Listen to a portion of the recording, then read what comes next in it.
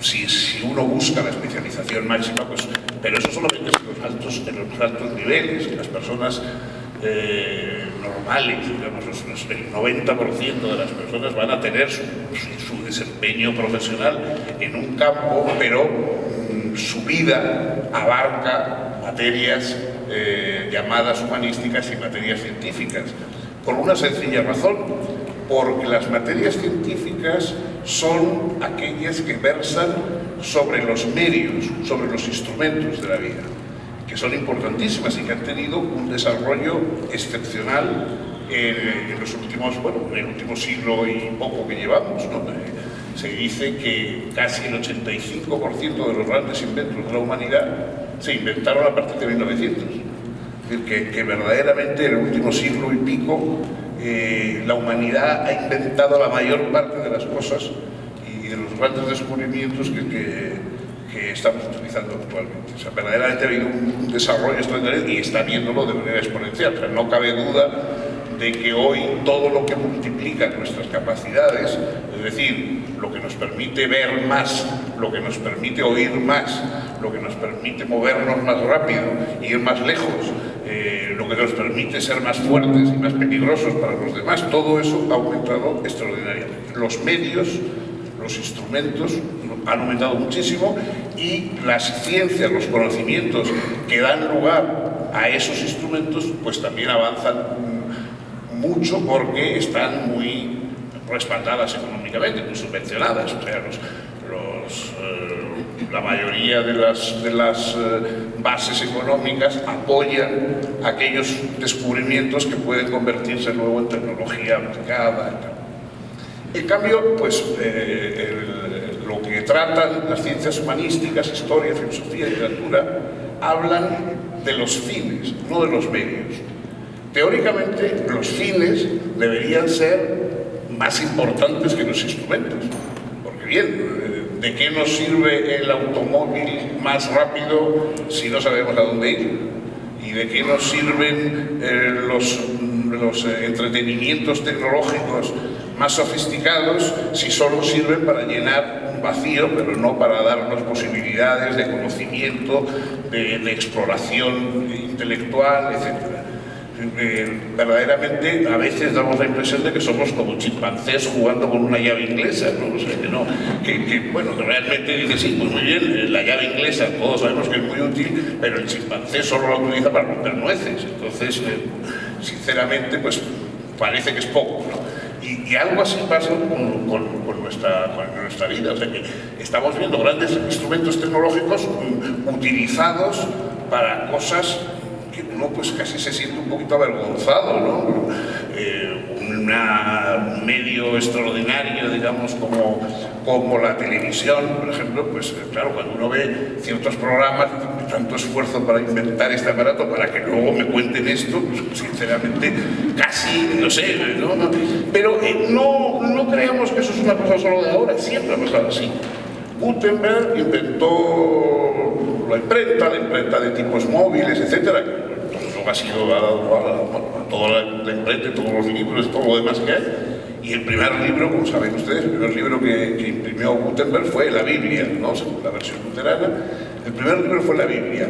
Menos de 50 años después de haber inventado Gutenberg la Biblia, lo que más se imprimía en Alemania eran novelitas pornográficas con dibujos pornográficos. Es decir, que siempre ha pasado eso. O sea, no creamos que es solo ahora. O sea, es decir, que en los grandes descubrimientos, un descubrimiento como la imprenta, empezó por la Biblia e inmediatamente derivó en cosas bastante menos sublimes. Ahora, otras también importantes, pero en fin. Quiero decir que el problema de los humanos ha sido ¿qué hacemos con lo que sabemos hacer? ¿Cuáles son los objetivos que vamos a tener con todo lo que sabemos hacer? Sabemos hacer cosas extraordinarias, es evidente. Piensen ustedes que un poeta, una poetisa del siglo V o VI antes de Cristo apareciera aquí ante nosotros, ¿no? Safo de Lesbos, que apareciera aquí ante nosotros y bueno, este mundo no es que le sería extraño, es que probablemente quizás le pareciese una alucinación verdaderamente. nuestras tablets, nuestros aviones, nuestra electricidad, nuestros edificios, todo sería absolutamente desconcertante, asombroso, más allá de la magia para ella. Y sin embargo, si cualquiera de nosotros empezáramos a hablarle y le contáramos nuestras ambiciones, nuestros miedos, nuestras penas, nuestros celos, inmediatamente entendería de lo que le estamos hablando. No haría falta 100 años para explicarle cómo funcionan nuestras máquinas, pero harían falta segundos para darle un libro de poemas de Octavio Paz o de Rilke y que inmediatamente conociera cómo pensamos, cómo sentimos y cómo nos angustiamos los humanos actualmente. Es decir, el mundo se ha hecho ininteligible a lo largo de los siglos, pero en cambio los seres humanos seguimos todavía defendiéndonos, luchando, preocupándonos, y a nosotros nos pasaría igual que Safo. Si mañana cualquiera de nosotros fuese a vivir en el mundo de Safo, pues probablemente echaría de menos o le parecería extraño carecer de todas las cosas que hoy son habituales y que forman nuestra cotidianidad, ¿no? Pero en cambio el poemita ese que se conserva de Safo en una antología, en una crestomatía de textos griegos, en que dice, bueno, os lo digo mal porque no me acuerdo del todo, pero dice algo así como veo por la ventana pasar la luna creciente y yo estoy aquí en mi cama sola. Esos versos que expresan esa mirada entre plácida y angustiada de la persona que ve la naturaleza y que sin embargo está añorando una compañía, un amor perdido, eso lo entendemos todos perfectamente. No necesitamos vivir en el mundo de Safo, no necesitamos tener referencias históricas para entender eso, porque eso lo hemos sentido todos nosotros a pesar de nuestras máquinas, a pesar de nuestros instrumentos, etc. De modo que la educación, que lo que tiene que intentar es brindar un acomodo, no en el mundo que hay, sino en un mundo que esté más allá de lo que hay. O sea que la paradoja de la educación es que los que no vamos a vivir en el futuro tenemos que preparar para vivir en el futuro a otros.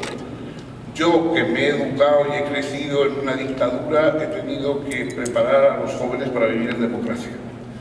Y los que no saben manejar la tecnología tienen que hablar con jóvenes que han nacido dándole a las teclas y saben perfectamente manejar la tecnología.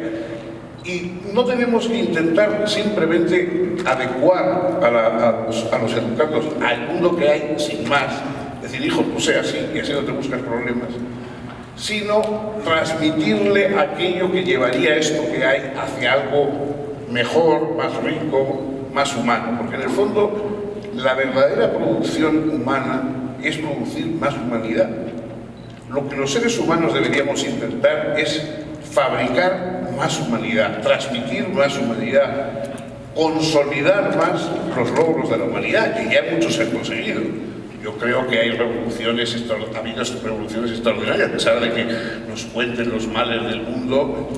Yo creo que, por ejemplo, la seguridad social es una revolución de un alcance extraordinario, no las tomas de los palacios de invierno y las matanzas, sino en la idea de que la sociedad debe ser solidaria con los miembros más débiles, que debe proponer educación pública, sanidad, protección de la parturienta, del anciano. Todo eso es un avance extraordinario y son avances en humanidad, no en tecnología. La tecnología puede ayudarnos, pero son avances en humanidad.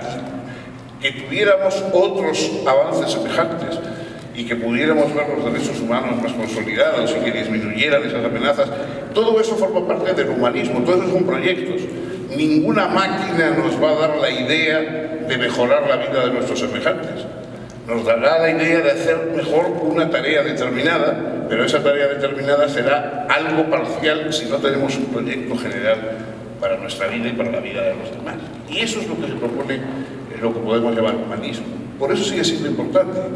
Yo no sé cuántas horas hay que dedicar, yo no voy a decir ahora, fin, que hay que dejar de estudiar tecnología y dedicarse solo al humanismo, y mucho menos. Además, a mí me parece muy bien que, por ejemplo, en este TED pues haya las mismas personas que se están preparando para la tecnología punta y para los avances mayores de la ciencia aplicada en nuestro tiempo, estén a la vez también teniendo clases de ética, clases de filosofía y, por qué no, de estética, de música, de arte, de todo aquello que da el qué de la vida y no solo el cómo, porque la técnica da el cómo, pero el qué de la vida, el para qué de lo que hacemos, eso nos lo va a dar todas las artes y el humanismo. Y yo eso no lo separemos, no admitamos esas divisiones que dicen, no, es que es lo uno o lo otro, es que si se potencia lo uno ya lo otro hay que dejarlo aparte. No, o sea, defendamos las dos cosas, defendamos los dos campos. Yo creo que son imprescindibles y la combinación de esos dos campos es precisamente la que garantiza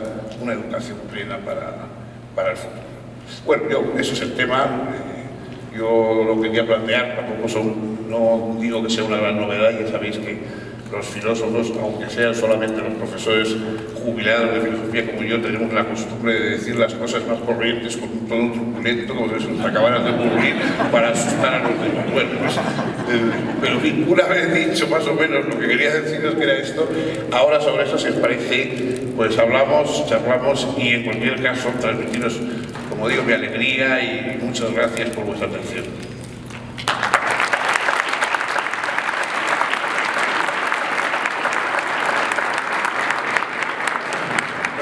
Muchas gracias.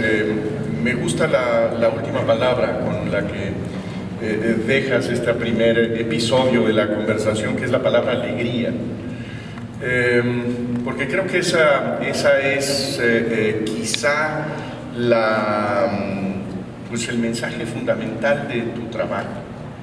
Hay en este nuevo libro, creo que podríamos aprovechar esta reunión para hacer el comercial de tu nuevo libro, Aquí viven leones, que firmas con tu mujer, que es un recorrido, es un homenaje a los autores que amas, y no solamente una reconstrucción de su obra, sino de el entorno que los definió y que también reesculpieron con su trabajo. Y hay una viñeta que me parece que tendríamos que recordar aquí, que es la viñeta sobre Alfonso Reyes, el gran escritor de esta tierra. Y me parece que si hay algo que conecta a Fernando Savater y Alfonso Reyes, este sentido de la alegría de vivir, este sentido de la amistad, no solamente entendida como relación con otras personas, sino como comprensión del entorno. Decía Alfonso Reyes que habría que reivindicar esta inteligencia que hay en la sonrisa. A lo mejor un bruto, dice por ahí Alfonso Reyes, se ríe de cualquier cosa, se ríe a lo menso, diríamos nosotros, pero es producto de la inteligencia el hombre que sabe sonreír. Y ahí está, me parece, la idea de acercarnos al humanismo que nos propones como una manera de encontrar alegría, no una complacencia, no un conformismo, no una aceptación de lo que uno hereda, sino una capacidad de comprender, de albergar lo que hay alrededor nuestro. En esta alegría, yo creo que hay un punto que me parece muy valioso de tu apuesta por la educación y que está en el título de un libro tuyo sobre la educación, el valor de educar. Me parece muy importante que rescatas la doble significación de la palabra valor. Por una parte es el mérito de la educación, lo que importa, la cultura, el aprendizaje, pero también la valentía que significa educar. Es decir, la educación tiene enemigos. La educación necesita confrontar y tiene que vencer a los adversarios que son muy poderosos en cualquier sociedad. Yo creo que en este momento no siempre tenemos la tentación de decir que estamos viviendo tiempos únicos, pero en este momento son adversarios muy poderosos. Y me parece que en buena medida son los adversarios el adversario tiene que ver con estas fuertísimas estructuras del prejuicio que se consolidan tecnológicamente.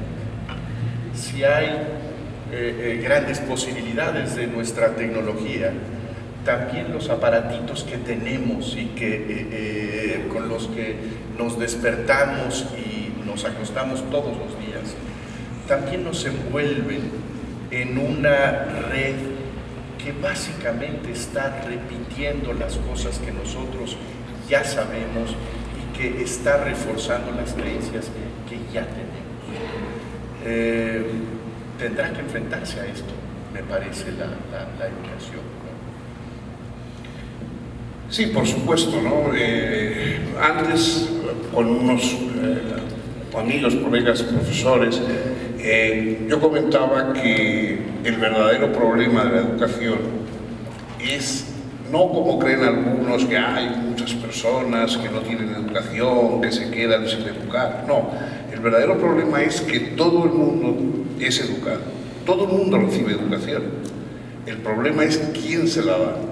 Es decir, la educación está tan obligadamente unida a nuestra condición, somos, ya lo han dicho los antropólogos muchas veces, somos seres que nacemos dos veces, una del útero materno y otra del útero social, que nos da el lenguaje, conocimientos, valores, etc. Entonces, la educación forma parte de nuestro ser, o sea, somos para ser educados, pero el problema es que no siempre la educación llega de vía de profesores o maestros devotos y dedicados, padres que quieran lo mejor para sus hijos, sino que otras veces los educadores son la banda de gángsters del barrio, los peores ejemplos que se ven en televisión, la corrupción de los políticos o lo que ustedes quieran. Entonces, eso también educa. Entonces los educadores tenemos a la vez que buscar lo positivo de la educación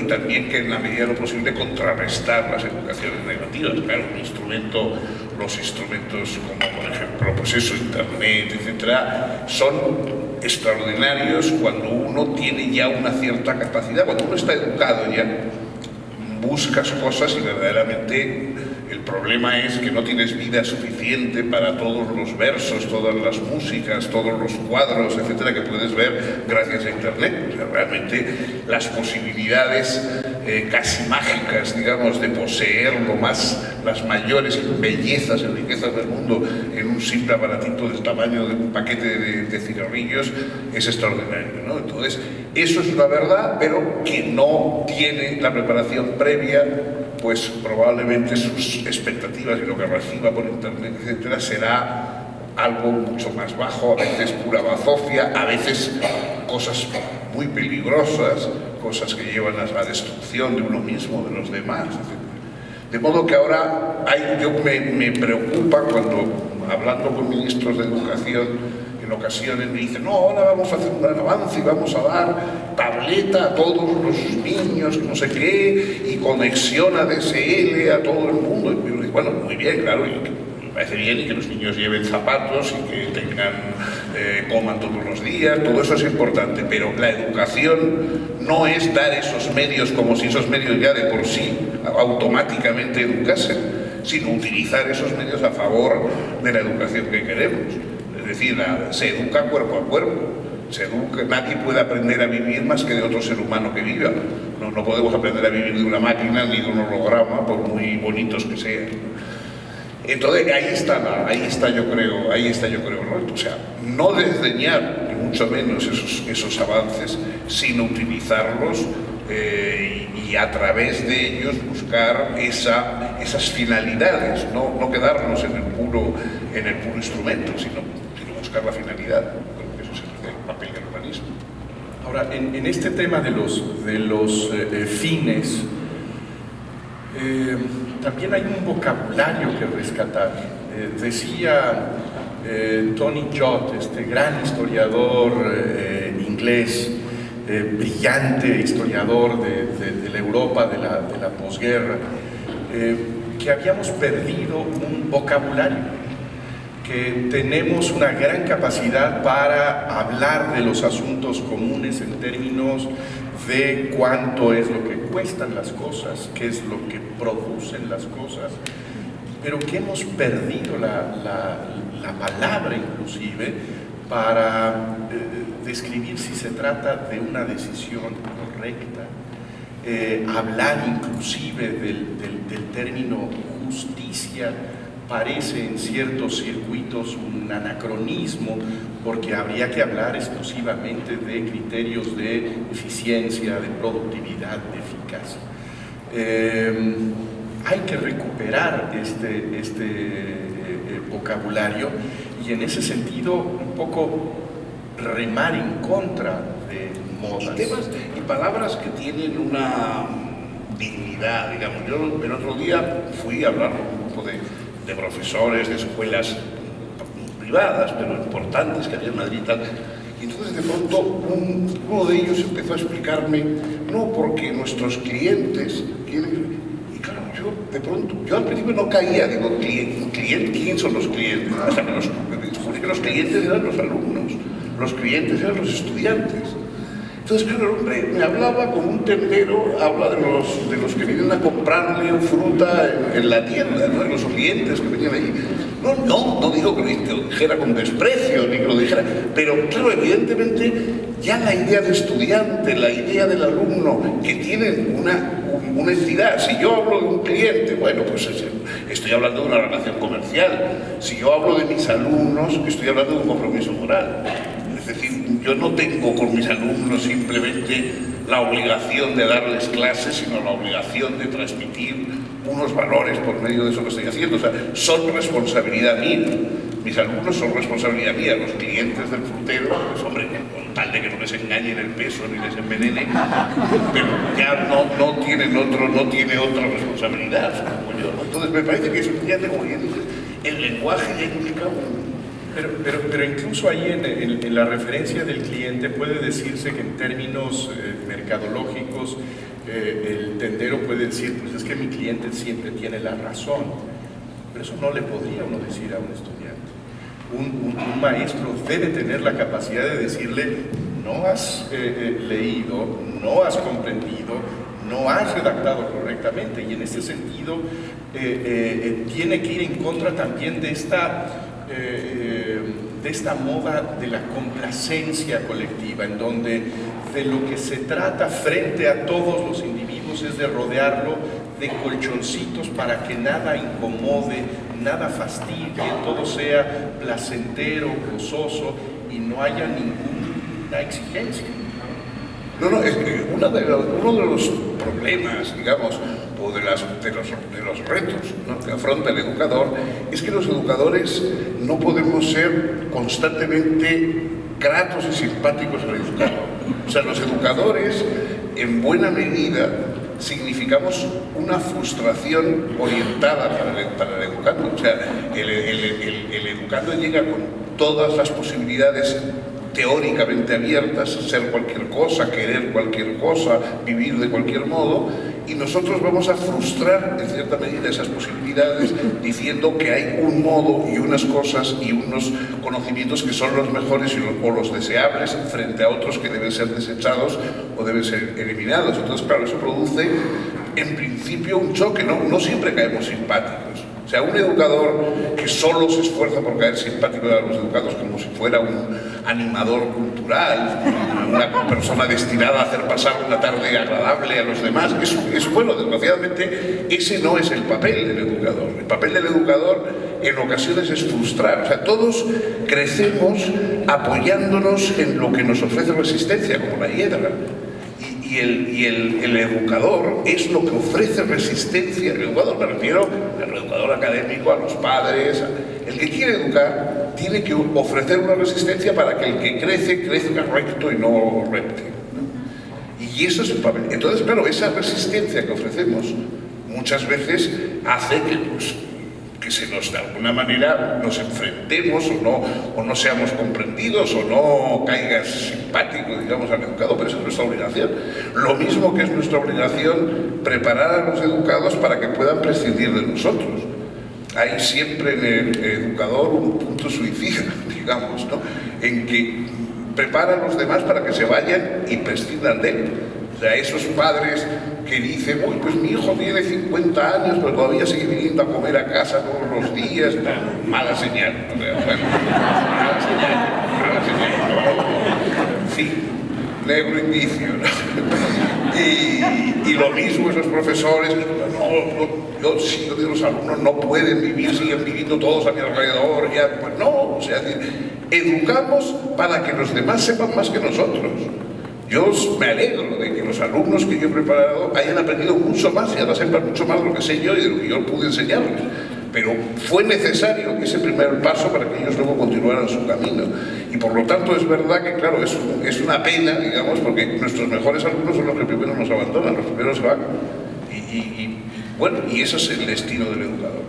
Entonces, efectivamente, el educador tiene que aceptar ese destino de no ser siempre simpático y, por lo tanto, a veces de saber decir no o saber exigir un esfuerzo, porque, claro, ni el conocimiento, ni la rectitud de la vida, ni nada de eso se consigue absolutamente dejándose llevar por la corriente. O sea, las cosas, decías tú, Remar, claro, hay que aprender a ir contra la cuesta abajo. O sea, si la palabra virtud viene del latín vir, que era la fuerza viril, la fuerza del guerrero. El virtuoso era el fuerte, ¿no? Como ahora todavía hablamos del virtuoso del valor, ¿no? El virtuoso del violín, como los que son fuertes en la utilización del valor o del violín. Pues los virtuosos son los que son fuertes en la vida y por lo tanto los que no se dejan ir cuesta abajo, sino los que van cuesta arriba, porque claro, para rodar cuesta abajo no hace falta fuerza ninguna. No es virtuoso ser ignorante, decía Obama en un discurso hace una semana, refiriéndose muy concretamente al señor que tiene enfrente y que puede ser el inquilino de su casa. Pero ahí me parece que lo que nos cuentas no tiene que ver solamente con tus discípulos en la Facultad de Filosofía, sino tiene que ver con la ciudadanía. Y me parece que es una reflexión que tenemos que hacer en términos, en el contexto de una democracia tan joven y de tan malos resultados como la que tenemos en México.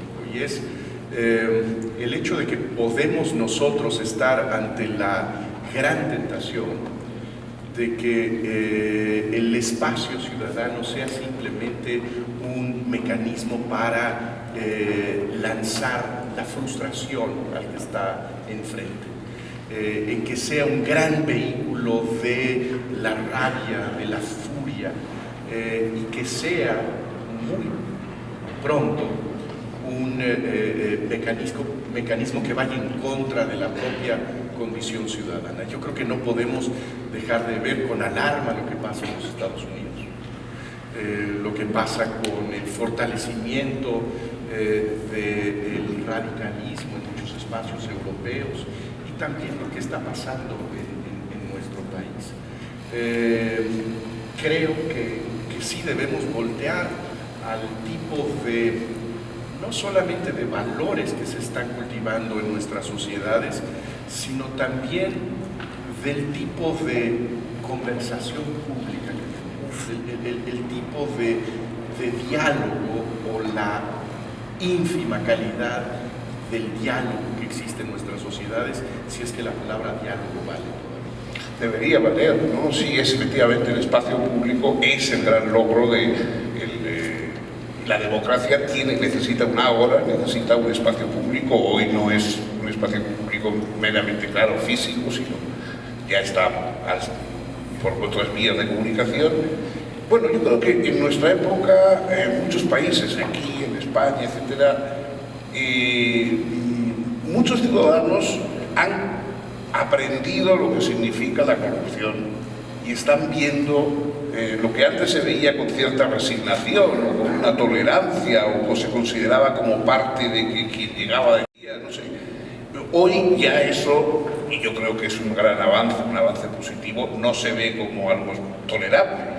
O sea, no se ve como algo tolerable que en nombre de que uno alcanza una posición de privilegio, que uno está gozando de más reconocimiento social y de más privilegios sociales que los demás, aproveche eso en contra de los beneficios sociales de los otros.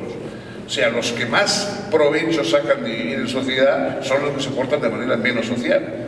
Y eso realmente es algo que yo comprendo que sea intolerable y que a las personas que están luchando por sacar adelante a su familia, a sus hijos, etcétera, el ver que otros que nunca hacen cola porque siempre les dejan pasar los primeros, que siempre viajan en business, que tienen todas las ventajas, digamos, y todas las reverencias y todos los apoyos de la sociedad, y que eso lo conviertan en una infidelidad a su cargo y a la sociedad y lo aprovechen en su beneficio, en el beneficio de todos, pues bueno, yo creo que es una cosa que justificadamente despierta indignación y ya no pasa eso, ya no se admite eso, la resignación que había ante eso yo creo que se ha acabado y eso no está mal.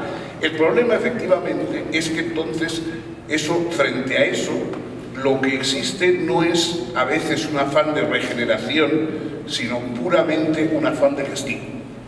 Es decir, hay que castigar a los malos. Yo soy partidario, por supuesto, de que los que han cometido delitos lo paguen, y la impunidad me parece lo más grave de la corrupción.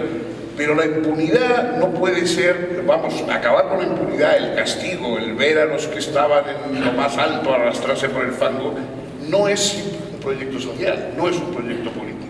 Es una revancha, es una satisfacción que en un momento determinado puede contentar momentáneamente a quien ha estado justificadamente indignado ante lo que estaba viendo, pero claro, eso no sustituye y no da un sustrato al proyecto social, no convierte el proyecto social suficiente. Entonces, bien está exigir justicia y exigir que acabe la impunidad, pero eso no puede ser lo único.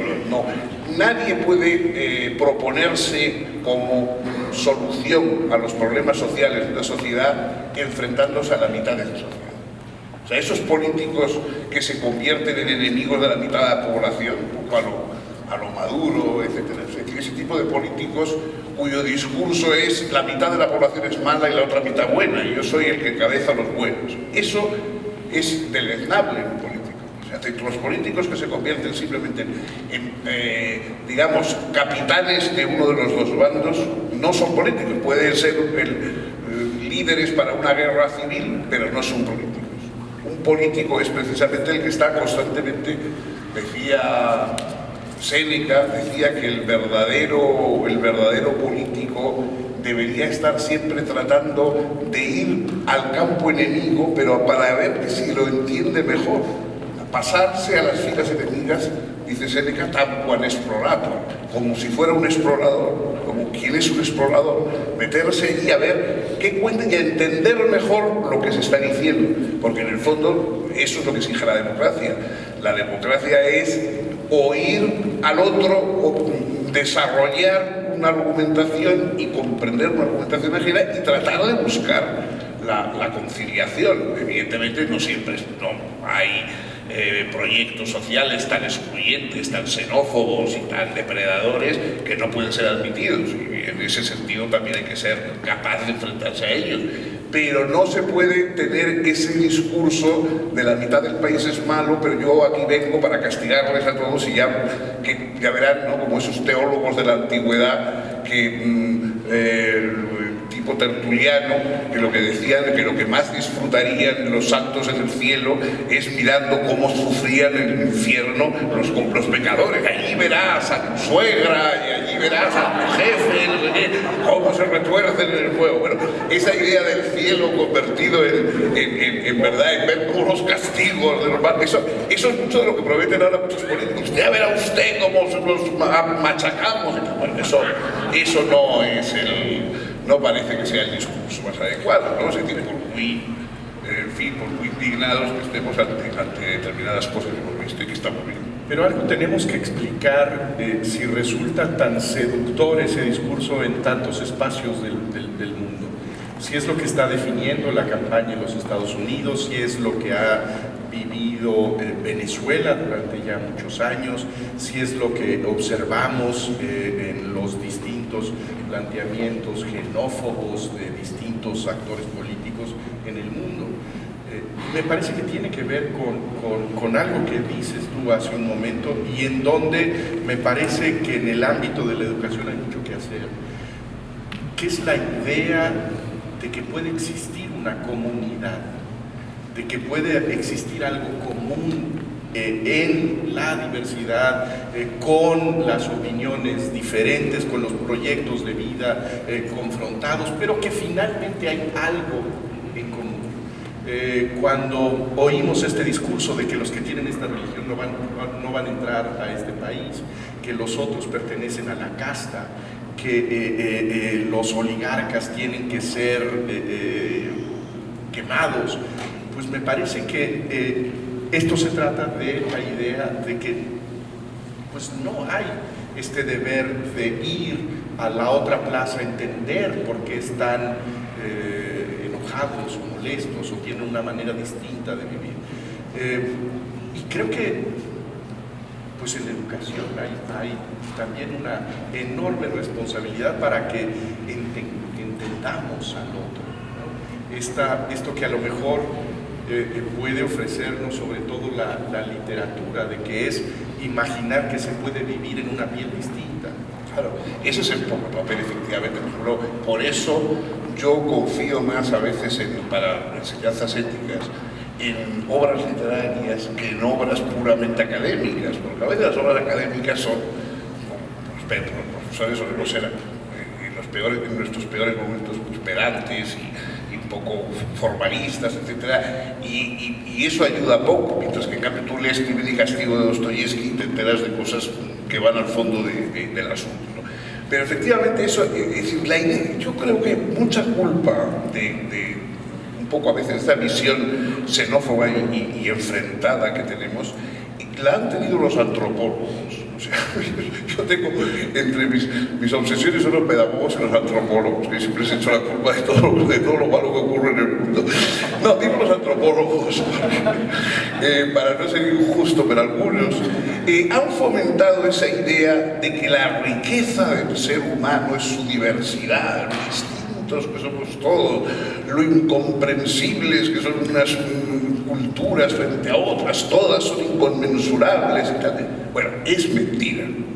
La riqueza de los seres humanos es nuestra semejanza, la semejanza de todos los seres humanos. Es decir, por más allá de lo que nuestros folclores y nuestras etnias y las apariencias, porque todo eso son apariencias, muestran, el destino de los seres irrepetibles y frágiles, de los que nos sabemos mortales, es el mismo en todas partes. Y la semejanza entre nosotros es igual en todas partes. Eso es lo fundamental. Ahora están todos obsesionados con la identidad considerada como... Es decir, la identidad es un nosotros que es no a otros. Y cada uno que dice nosotros lo entiende como un no a otros. Y eso es lo que hay que superar. Es decir, naturalmente que la democracia, a partir de una ley común, que aceptamos todos, nos permite a cada cual ser como nos dé la gana. Ser tradicional, ser innovador, ser religioso, ser antirreligioso, tener unos gustos estéticos, eróticos, etcétera, lo que sea. La democracia es la diversidad, pero a partir de la ley común. Es decir, hay un derecho a la diferencia, pero no una diferencia de derechos. El derecho es igual para todos. Y a partir de ese derecho, uno tiene derecho a ser como quiera, a partir del derecho de compartir con los demás. Pero claro, si insistimos nada más en que todos somos diferentes, insolubles unos en otros, que somos todos como enigmas, uno frente a otro, pues bueno, claro, naturalmente va creándose cada vez más el hecho de a mí no me entienden, de a mí no me comprenden. Es decir, que eso, yo me acuerdo una vez cuando Julio Caro Baroja, un antropólogo de los buenos, para que se vea que no todos. Un antropólogo de vasco, que era familia, sobrino nieto de un tío Baroja, y una vez estaba con él, entonces estábamos con algún nacionalista vasco muy aguerrido, que el hombre le decía: no, don Julio, usted convénzase, no nos entiende, no nos entiende. Y dice: don Julio, usted le entiende cualquiera, usted es tonto, usted le entiende cualquiera. Bueno, pues yo creo que también muchos de los que quieren ser enigmáticos, mire, o sea, no crean, usted es bastante común, ¿no?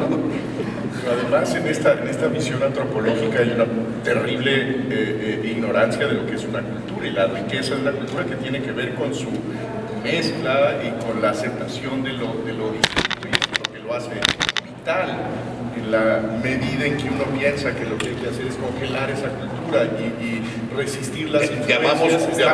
Llamamos culto al que sabe 4 idiomas, no al que sabe solo el suyo. Oye, hay un tema que mencionaste hace un momento que tiene que ver con lo que señalabas tú de uno de los avances de la humanidad y ubicaste la seguridad social. Me parece que es algo que debemos tocar en relación con un debate muy intenso en el mundo, que es el debate sobre la desigualdad. En materia de educación me parece que tendríamos que abordarlo, y en el caso mexicano pues creo que tiene un dramatismo extraordinario. A mí me gusta, y creo que es una muy buena manera de perfilar la discusión, aquella idea de Ortega y Gasset sobre la imbricación entre el socialismo y la aristocracia. Yo soy socialista porque creo en la aristocracia. La única manera de encontrar y de cultivar a los mejores dentro de una sociedad es ofreciendo un piso parejo para todos. Solo ahí podemos encontrar el mérito, premiar los talentos, en vez de que estén las pequeñas familias teniendo las únicas oportunidades. Claro, hay que premiar a los talentos, no a los herederos, ¿no? que es diferente. Claro, yo creo, a mí me preocupa también. Yo el otro día leía algunas cifras de la educación en México y creo que una gran parte, no sé si un 70% de los chicos, las chicas que abandonan tempranamente la educación, la abandonan por causas económicas. Es decir, eso es lo que hay que combatir. O sea, no se trata digamos, de buscar una especie de igualitarismo.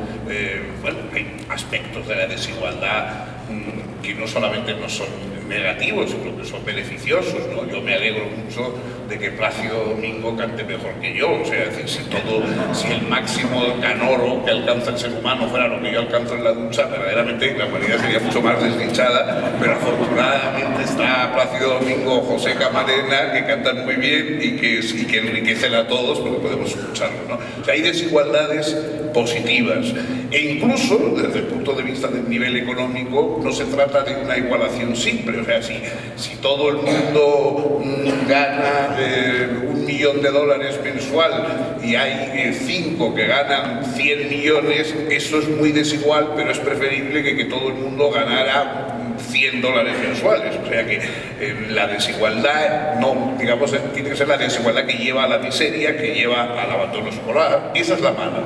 No, eso es la desigualdad no que resta bienes concretos, sino que resta posibilidades de alcanzar objetivos. La desigualdad ante los objetivos que hay que alcanzar, los objetivos sociales, esa efectivamente es negativa. La única forma de elegir a los mejores es dar oportunidad a todos. Entonces sabremos quiénes son los mejores. No podemos convencernos de que los mejores son siempre los de las mejores familias. Claro, eso no vale, ¿no? Entonces, en algunos aspectos, por ejemplo en la educación, verdaderamente la educación tiene que ser un problema público. O sea, no quien tiene hijos pequeños, no quien se dedica a la enseñanza. Toda la sociedad tiene que ver que es un problema público, que puede ser en unas ocasiones financiada, por supuesto, por fondos públicos. otros por fondos privados. Pero como problema, la educación es un problema de todos. Es decir, hay que educar a nuestros conciudadanos o soportarlos, como decía Marco Aurelio. Y es obligatorio el hecho de que lo convirtamos en un problema para todos. Quien ha nacido en una familia pues, acomodada, en la cual había conversación, libros, música, etcétera, no digo que no necesite educación, pero ya tiene parte del camino recorrido.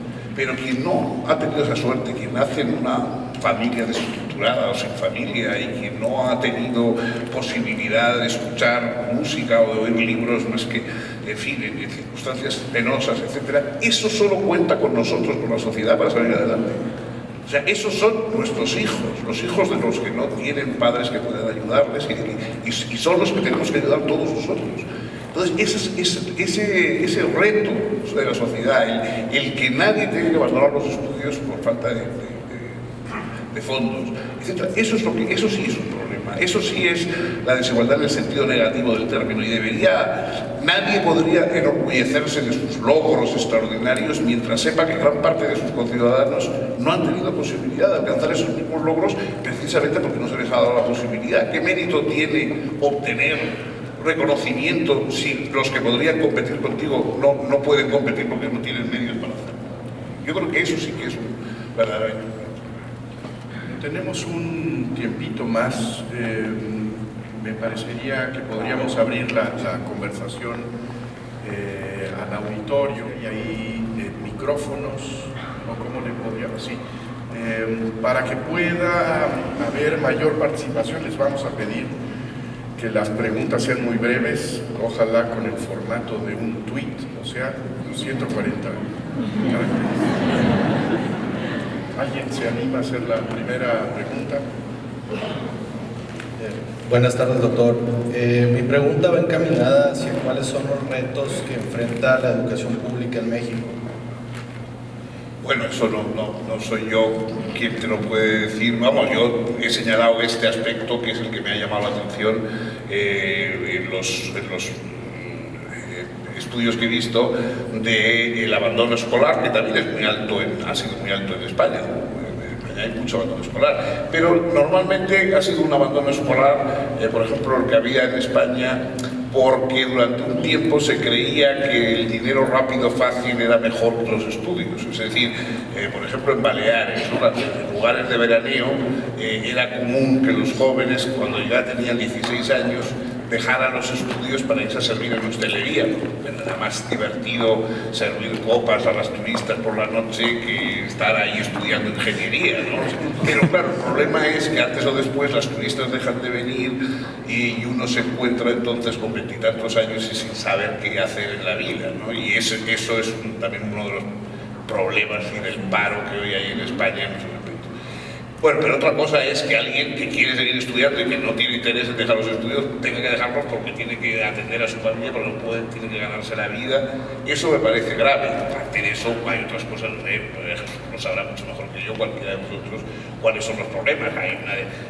México es un país enorme, con una enorme diversidad también de grupos humanos, de lenguas incluso, etcétera, y todo eso pues crea problemas, pero yo ya no, en eso sí que no soy ni medianamente competente. Por allá hay alguien, creo que ya está el micrófono, ¿no? Allá.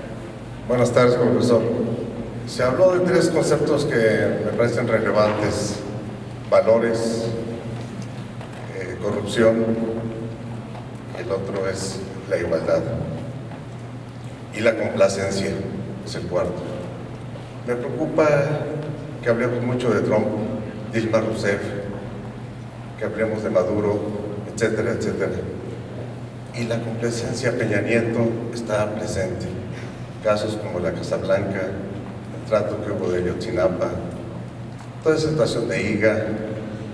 ¿Qué está pasando aquí en nuestro país? Que no somos autocríticos y críticos a la vez. Bueno, yo creo que, en fin, leo bastantes periódicos mexicanos y, bueno, cierta crítica y autocrítica sí veo, ¿no? O sea, no veo un silencio entusiasta, sino que veo muchos muchos comentarios críticos y creo, hombre, es verdad que en todos los países hay más dificultades a veces para ver la viga en el ojo ajeno que la paja en el próximo. Eso tiene usted razón, ¿no? Pero la autocrítica no falta. Lo que pasa es que a veces lo que faltan son las alternativas creíbles frente a lo criticado. Es un poco lo que... porque la crítica puede estar muy justificada, en algunos casos es necesaria, porque son casos en que han ocurrido asuntos atroces, etcétera, pero por otra parte lo importante es ofrecer una solución alternativa verdaderamente eficaz, verdaderamente clara, que no sea un parche simplemente sobre la herida, ¿no? Y ahí es donde, bueno, muchas veces es que simplemente uno, no por falta de espíritu crítico, sino por falta de mayores luces, no ve esa solución, o no ves cuál es la solución de un problema muy complejo, ¿no? Hace falta buscar entre todos, claro.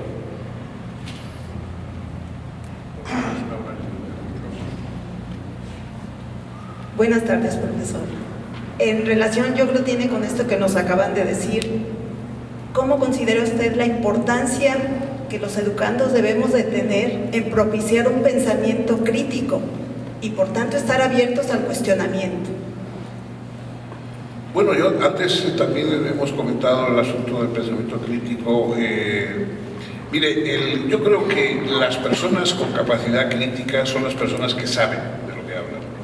Es decir, si usted sabe aritmética, será crítica frente a los que digan que 2 y 2 son 5.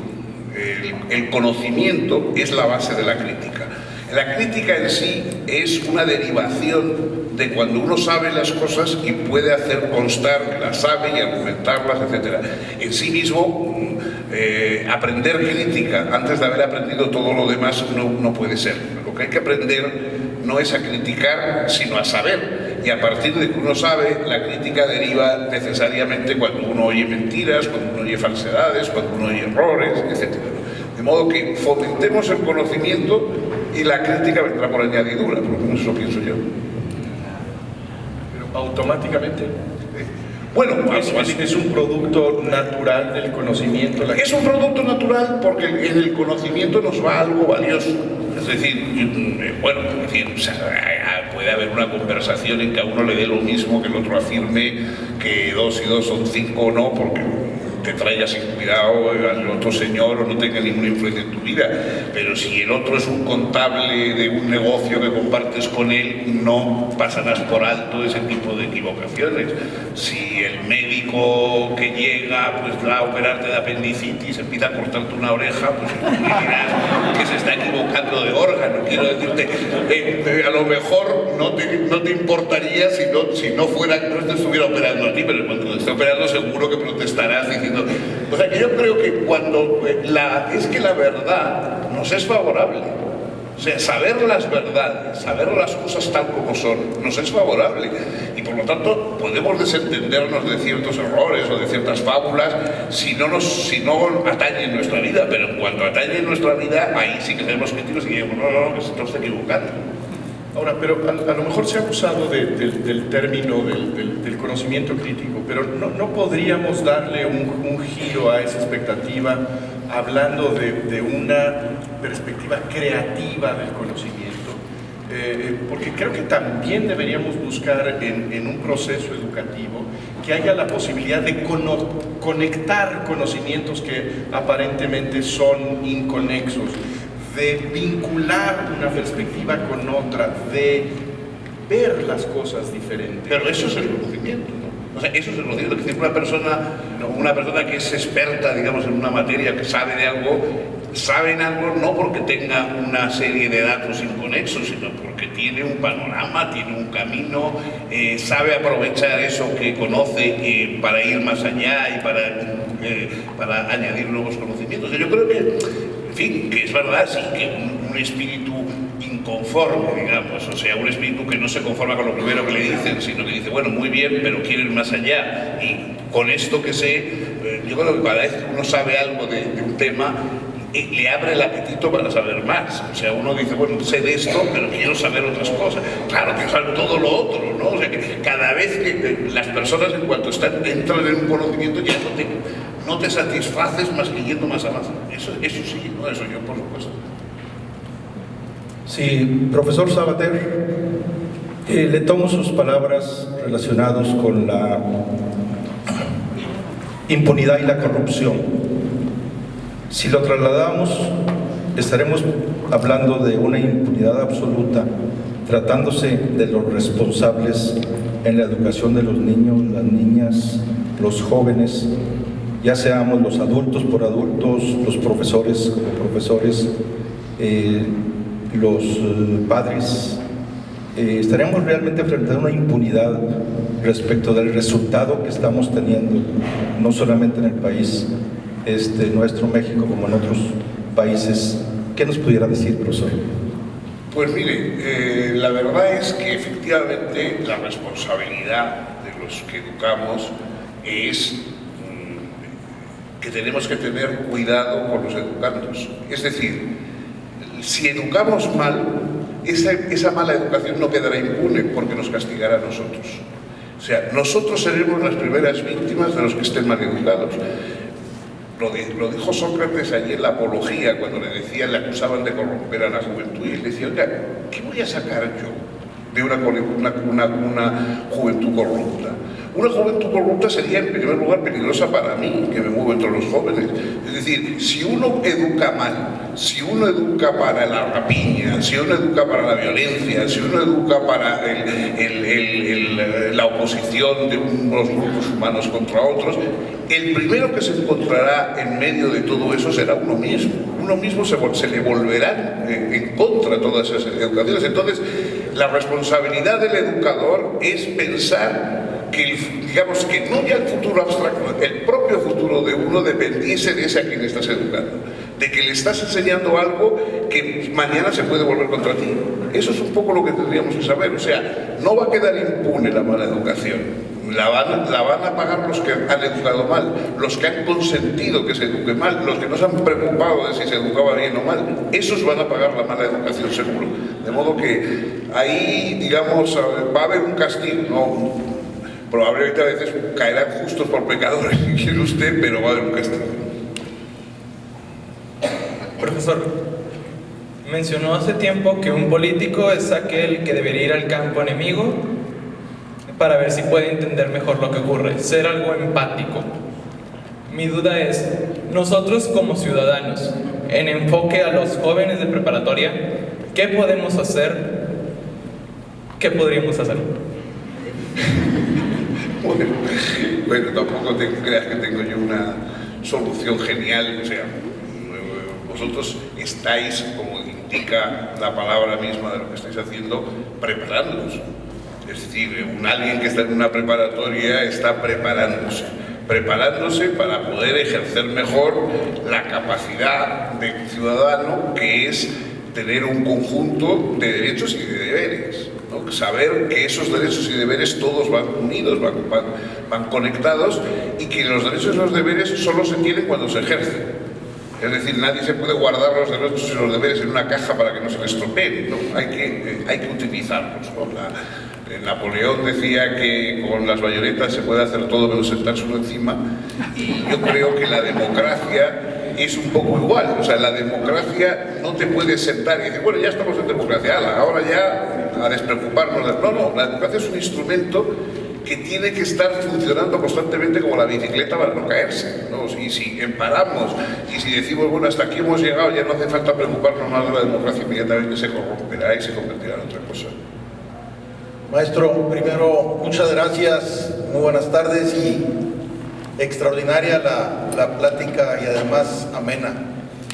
Hablaba ahorita usted de la diversidad, de que nuestras semejanzas es lo que nos debe de unir. Sin embargo, hoy tenemos una gran atacada hacia esa diversidad, y usted lo platica muy bien en su libro Tauroética.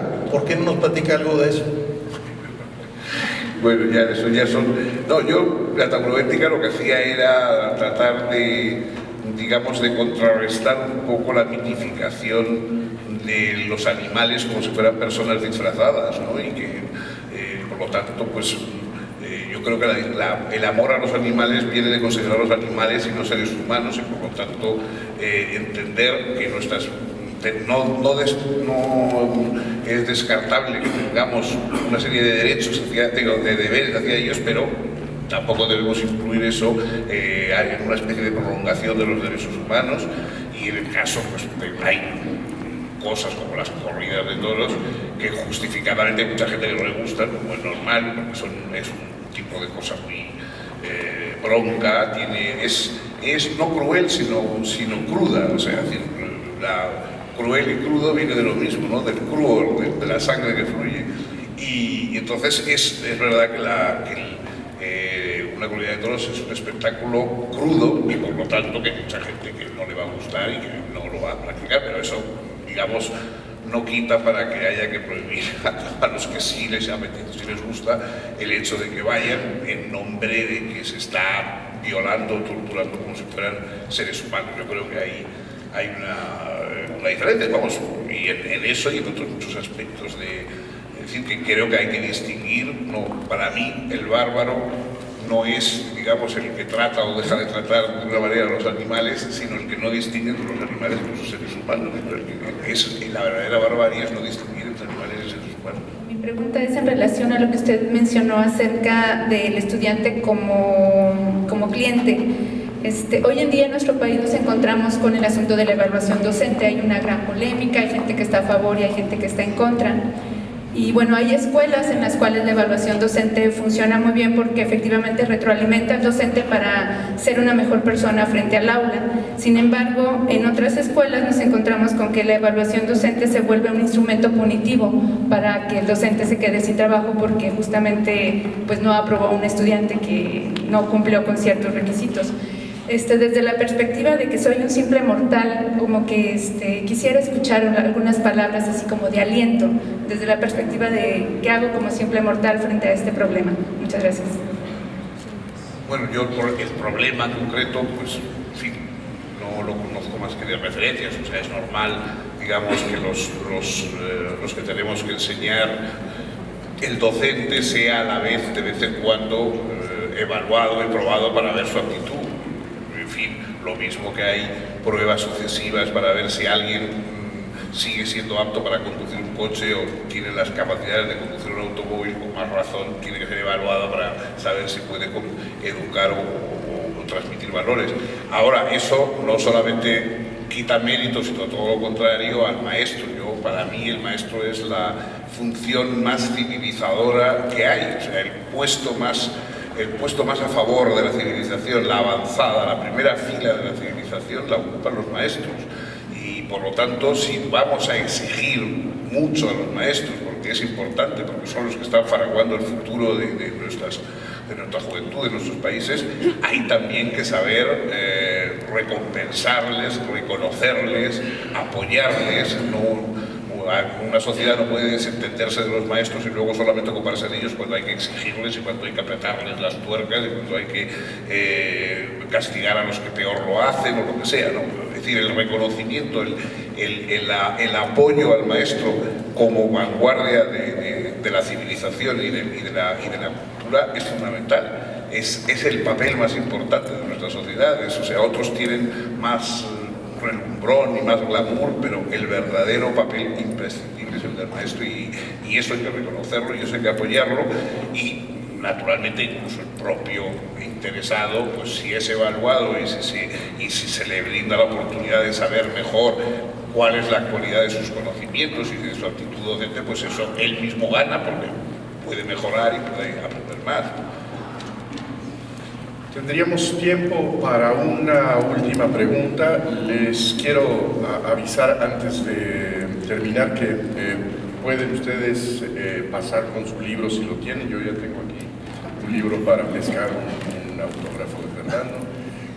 Quizá nos pueden ayudar si le escriben en una hojita el nombre de la persona a la que quieren que sea la dedicatoria para ayudarle a Fernando. Tendríamos oportunidad de la última pregunta que está ya con el tiempo. Bueno, yo tengo muchas cosas que preguntarle, pero lamentablemente tengo que ser muy breve. Lo primero es tiene que ver con la sociedad.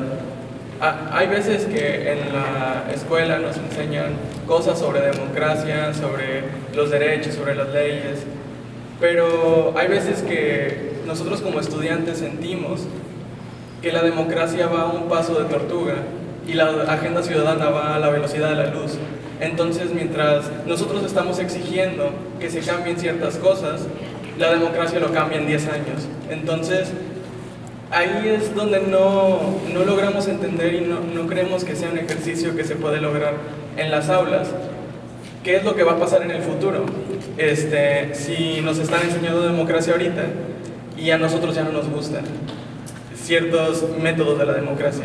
Y lo segundo es justamente sobre los profesores y sobre la educación. También hacemos muchos grupos de discusión de alumnos, donde justamente sentimos que cuando nos piden que evaluemos a nuestros profesores, nos limitan a evaluar métodos, cuando nos gustaría a veces inferir en cómo nos gusta que nos eduquen y qué nos gusta que nos digan. Entonces, a veces es difícil porque los maestros se quejan de que nosotros siempre estamos en las computadoras, pero no nos dan oportunidad de quejarnos que también ellos están en las computadoras. Entonces, me gustaría que hiciera énfasis en estas dos cosas. Bueno, eso, en fin, ¿sabes? Ese tipo de dialécticas pues, es normal que existan. En primer lugar, digamos que la escuela no es un espacio democrático. O sea, eso, no, digo porque es un sitio donde se preparan para la... No, pero no digo que no es un espacio democrático ni debe ser un espacio democrático. Es decir, yo lo que quiero decir es que la escuela es el sitio donde se preparan para la democracia y en la escuela mismo no hay democracia porque unos saben y otros no. Es decir, el saber es lo que se transmite, lo mismo que si tú quieres pasar el agua de un vaso a otro, uno tiene que levantarse para vertirse en el otro, y si los pones a los dos a la misma altura, los dos vasos, el agua no pasa de un vaso a otro. Pues en la enseñanza tú tienes que levantar algo para que caiga sobre el otro y que el otro entonces se llene. Entonces, la enseñanza no es el espacio de la democracia, sino el espacio donde se preparan los que aspiran a ser demócratas y a participar en la democracia. Y por lo tanto, claro, a veces, por eso yo decía que el profesor no siempre es simpático, porque de alguna forma la desigualdad puede crear una cierta tensión. Hay alguien que dice, hombre, este señor está empeñado en decir que París es la capital de Francia y yo lo que quiero es que me digan que es Estambul la capital de Francia. Pero no te lo van a decir porque no es verdad. O sea, que el alumno no puede elegir lo que le va a decir el profesor, porque el que sabe lo que hay que transmitir es el profesor, y eso es lo que el alumno debe agradecer, que el profesor sea capaz de defender lo que debe ser dicho y no que influyan otros para cambiar lo que debe ser dicho por otra cosa. Entonces, pues sí, por supuesto, según va avanzando, no es lo mismo el alumno de 5 años que el alumno de 15 o 16, ¿no? Entonces, según el alumno va creciendo, va teniendo más posibilidad de que a partir de lo que ya sabe, de lo que ya ha estudiado, pues puede intervenir, interactuar más con los profesores, y los profesores mejores serán los que más capaces sean de interactuar con sus alumnos por la vía de las computadoras o por la vía que sea, ¿no? Esa interacción es importante, pero sabiendo siempre que no hay un compañerismo total. Humano, por supuesto, sí, o sea, que todos somos humanos y no hay clases, digamos, de humanidad diferentes, pero en cambio lo que hay es papeles diferentes. O sea, tú piensas que estás ahí representando una obra teatral, digamos, en que los papeles son distintos. Es decir, el papel del profesor es distinto al papel que representas tú. Entonces, eso no está mal, es así siempre que los dos juguéis vuestro papel con lealtad y siempre que los dos hagáis vuestro papel bien, ¿no? Ese es el asunto. Entonces, bueno, luego los roces o las polémicas pues son parte de... también tienen su gracia. Bueno, pues muchísimas gracias.